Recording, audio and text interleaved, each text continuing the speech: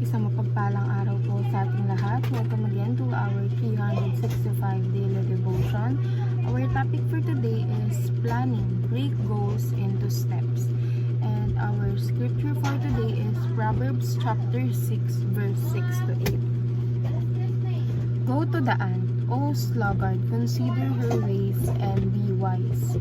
Without having any chief officer or ruler, she prepares her bread in summer and gathers her food in harvest. So, sinabi dito na pumaroon ka sa langgam, ikaw na tamad. Masdan mo ang mga lakad at ikay magpakapantas na bagaman walang puno, tagapamahala o pinuno, naghahanda ng kanyang pagkain sa tag-araw. So, yung mga ant daw, gawin natin silang example, lalo na kapag tinatamad tayo, ganun. Kasi yung mga langgam is kahit wala silang pununo, kahit wala silang leader, nag-iimbak sila ng pagkain nila para kapag tag-ulan, meron pa rin silang makakain. So, our first teaching is Christians are dreamers. So, tayo mga Kristiyano, malaki ang plano natin sa buhay natin. We dream big.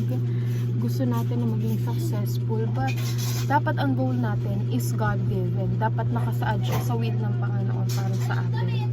Second, ant-sized actions complete a big project. So, yung mga small steps natin, hindi natin siya i-consider as small steps lang. Kasi small things can have a big impact. Small steps can have a big difference. So, yung mga bagay na akala natin kasi na maliliit lang is may malaki palang epekto para maging successful tayo. Third, time is a precious commodity. So, yung time kasi sobrang halaga niya kasi hindi mo siya mababalik. So, yung time, kailangan you make the most out of it, and kailangan is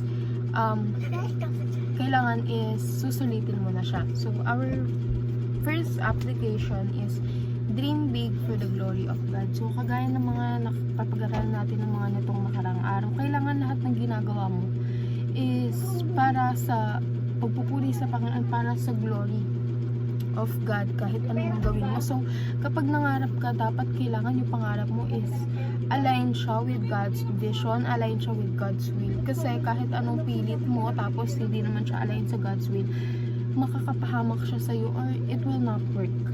Second, break down a big goal into smaller goals. So, kasi minsan nalulula tayo sa mga big goals natin kasi, parang for example, ang goal mo is gusto ko maging milyonaryo and what.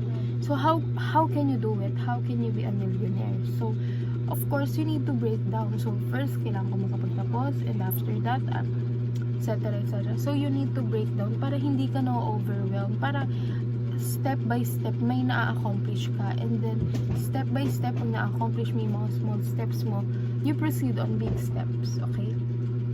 Third, set a deadline and stick to it. Kasi minsan, akala natin, the biggest mistake that a person can do is to think that he or she has time, because wala na tayong natitirang oras. If not now, when natin gagawin ang mga bagay. So, we need to set a deadline. So, for example, by the end of the year, kailangan nakaipon ako ng ganito. So, you need to stick of it. Kailangan meron kang deadline para alam mo na, para meron kang sinusunod, para meron kang disiplina. Kasi, for example, sasabihin mo ng sarili mo, gusto ko makaipon ng 10K. Kaliitan natin, gusto ko makaipon ng 10K. Pero hanggang kailan? Dumating na yung mga araw, taon, linggo, buwan, tapos hindi mo pa rin siya naiipon kasi wala kang deadline. So, we need to set a deadline and stick to it. So, yun lamang po, and see you again on our next 365 daily devotion.